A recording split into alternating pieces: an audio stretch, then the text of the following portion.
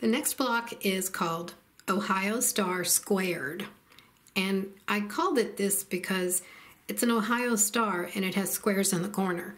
There is another name for this block. I saw it and I did not write it down. Now I can't find it. So if you know the other name for this block, let me know in the comments.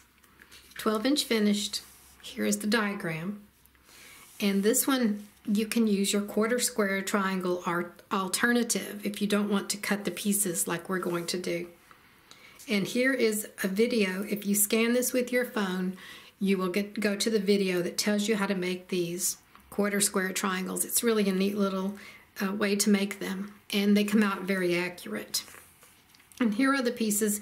We're just going to cut some triangles and some squares, and then we're going to piece the square on square that goes in the corners, and then the quarter square triangles that make up the star.